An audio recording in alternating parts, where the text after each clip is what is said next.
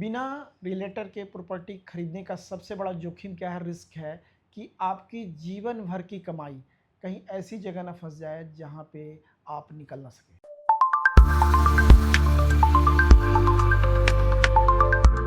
Hey everyone, welcome to our defence property Mantra, जहां पे हम बात करते हैं इन्वेस्टमेंट की, प्रॉपर्टी की एंड अपडेट्स की। तो आज हम बात करने वाले हैं क्या चैनल पार्टनर और रियल्टर के बिना प्रॉपर्टी बाय करनी चाहिए। ये हमारे दर्शकों के सबसे ज़्यादा पूछे जाने वाले सवाल हैं।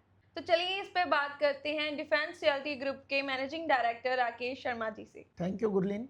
और एक बहुत ही वैलिड सवाल है क्योंकि हर एक बायर को लगता है कि मैं डायरेक्ट प्रॉपर्टी क्यों ना लूँ, ब्रोकर हो, चैनल पार्टनर हो, रिलेटर की क्या ज़रूरत है।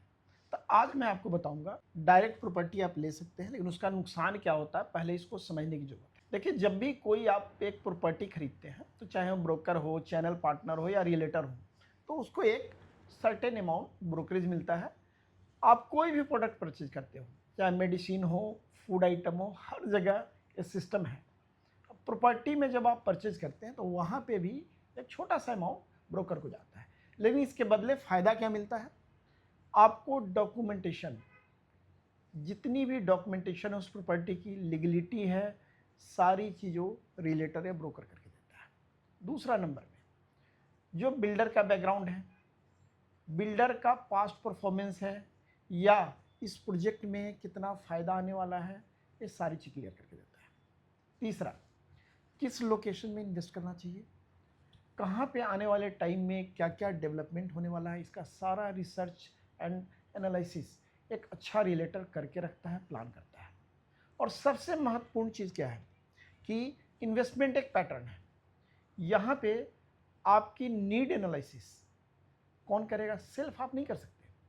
फॉर एग्जांपल, आप बीमार हो, आप एक डॉक्टर के पास जाते हो। डॉक्टर क्या करता है? सबसे पहले टेस्ट करता है, समझता है कि आपकी प्रॉब्लम क्या है, आपकी बीमारी क्या है, उसके अनुसार वो मेडिसिन देता है।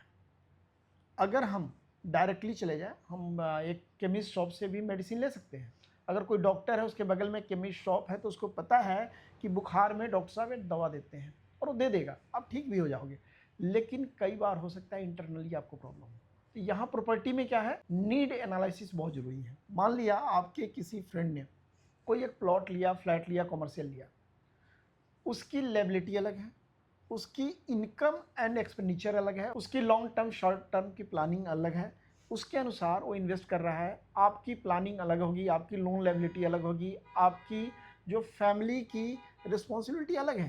तो आपको कितने टाइम में पैसा चाहिए, क्या आप सेल्फ रहने के लिए ले रहे हैं, इन्वेस्टमेंट के लिए ले रहे हैं, ये एक एक्चुअल रियलेटर आपको सारी जानकारी देता है, अपडेट देता है और आपको उसका फ़ायदा मिलता है। गुरलीन, एक ना बायर के दिमाग में एक और कंसेप्ट रहता है। मैं लगभग एवरीडे कम से कम 5 से 7 चाहे इन्वेस्टर हो, बायर से मिलता हूँ।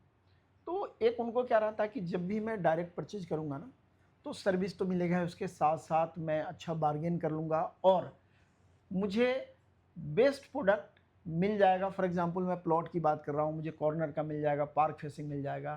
तो ये भी संभावना बहुत कम होती है, क्योंकि जब भी कोई प्री लॉन्च में आता है, सॉफ्ट लॉन्च में आता है, तो जितने भी इन्वेस्टर हैं, जितना आप देखेंगे बेस्ट लोकेशन है, चाहे फेसिंग है, सबसे पहले वो होल्डिंग ले लेते हैं। यह भी संभावना बहुत कम है, यह आपको रिलेटर से मिल सकता है, चैनल पार्टनर से मिल सकता है। इसमें एक लाइन ऐड ऑन करूँगा कि प्रॉपर्टी आपके जीवन का एक बहुत बड़ा निवेश है और आपको रियल एस्टेट की कानूनी प्रक्रियाओं की पूरी जानकारी नहीं है, तो किसी भी अनुभवी और विश्वसनीय रियलेटर को अपने साथ लें, जोड़ें, उनके साथ ही प्रॉपर्टी खरीदें। साथियों, बिना विशेषज्ञ के सलाह से ली हुई प्रॉपर्टी भविष्य में आपके लिए एक कानूनी झंझट और विवाद का कारण बन सकती है। तो यहाँ पे एक लाइन में ऐड करूँगा कि घर खरीदना आसान है, लेकिन मुश्किल है एक अच्छा सलाहकार ढूंढना जो आपके साथ खड़ा रहे और आपके प्रॉपर्टी के हर एक अपडेट को आपके साथ रखे और बाइंग से लेके पोजीशन तक और उसके बाद लीजिंग तक आपके साथ खड़ा रहे। ठीक है सर, ये तो हमने नुकसान की बात की है, पर अगर कोई डायरेक्ट प्रॉपर्टी बाय करता तो उसका क्या फायदा होगा? देखो, फ़ायदा कस्टमर के दिमाग में होता है कि मुझे फ़ायदा सस्ता मिल जाएगा, मैं बार्गेनिंग ज़्यादा कर लूँगा। मैंने पहले भी बताया है कि कोई भी बिल्डर डायरेक्ट प्रॉपर्टी सेल नहीं करता है, आपको सर्विसेज नहीं देगा और सबसे बड़ी बात क्या है कि बिल्डर का एक सर्टेन रेट है, फिक्स रेट के बाद सर्टेन डिस्काउंट है, उसके नीचे बिल्डर प्रॉपर्टी नहीं देगा। लेकिन मार्केट में इन्वेस्टर से एक अच्छे रियलेटर के पास उससे भी नीचे का प्रॉपर्टी का रेट मिल जाएगा, आपको फ़ायदा मिल जाएगा, चाहे वो अंडर कंस्ट्रक्शन में हो, चाहे रेडी टू मूव हो। दूसरा, जो एक बायर के दिमाग में हमेशा रहता है कि मुझे एक अच्छी सर्विसेज बिल्डर से मिल जाएगी। तो बहुत सारे दोस्त देख रहे हैं, आप अपना अनुभव भी बताइएगा, कितने बिल्डर आपको सर्विस देते हैं। मुझे नहीं लगता, मैं पैन इंडिया की बात कर रहा हूँ, यहाँ पे बिल्डर प्रॉपर्टी बेचने के बाद अपने अगले प्रोजेक्ट में बिजी हो जाता है, फिर वो बात भी नहीं करता और आपको अटेंड भी नहीं करता।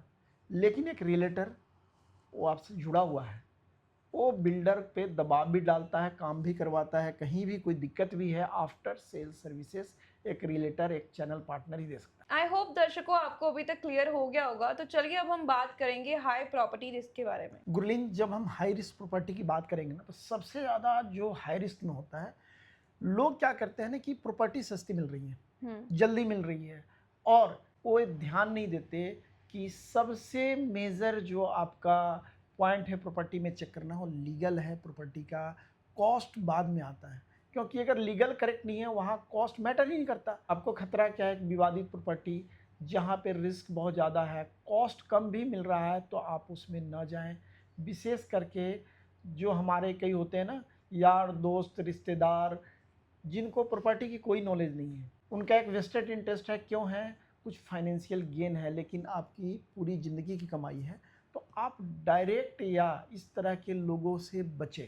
गुरलीन, अब दूसरी बात मैं करूँगा, उनको पूरे मार्केट की जानकारी नहीं होती है, वैल्यूएशन की नहीं होती है, और डॉक्यूमेंटेशन तो एक अलग पार्ट है। तीसरा एक बड़ा रिस्क है, क्या दस्तावेज डॉक्यूमेंट्स हम प्रॉपर चेक कर पाते हैं। सबसे ज़्यादा जो संभावना है ना, जब हम बात करेंगे कि अपने नोन फ्रेंड्स रिश्तेदारों के चक्कर में पड़ जाते हैं, आप चेक नहीं कर पाते, और वहाँ पे एक सबसे बड़ा नुकसान होने की संभावना रहती है। अब हम आगे बात करेंगे, जब भी आप डायरेक्ट प्रॉपर्टी लोगे, डॉक्यूमेंटेशन एक बहुत बड़ा पार्ट है, जिसमें चाहे हम स्टार्टिंग से हम बात करें कि एग्रीमेंट, लोन, रजिस्ट्री, म्यूटेशन और कब्जा, इन सब में भी आपको एक रियलेटर और एक आपका जो चैनल पार्टनर हेल्प करता है। और मेरी एक सोच है कि जब भी आप प्रॉपर्टी परचेज करें तो किसी को अकाउंटेबल बनाएं।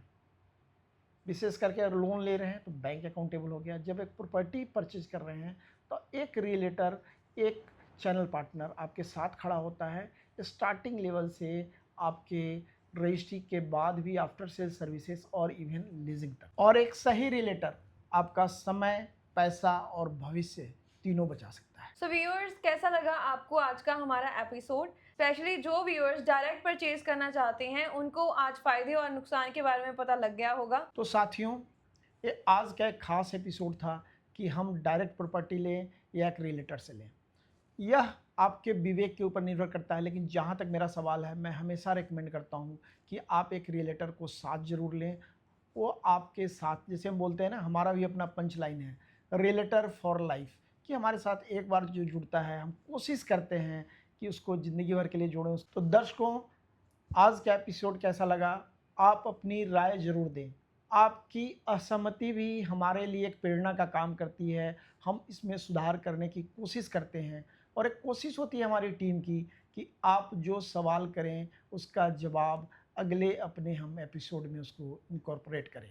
तो एक बार पुनः साथ जुड़ने के लिए बहुत धन्यवाद और आभार। गुरलीन, आपका भी धन्यवाद, और हमारी पूरी टीम का और दर्शकों का भी। जय हिंद, जय भारत।